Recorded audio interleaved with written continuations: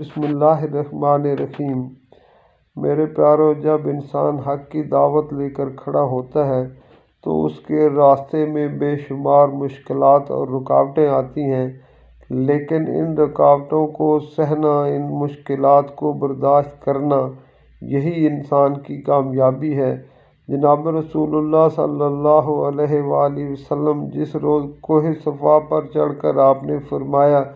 کہ قولوا لا الہ الا اللہ تفلحوا،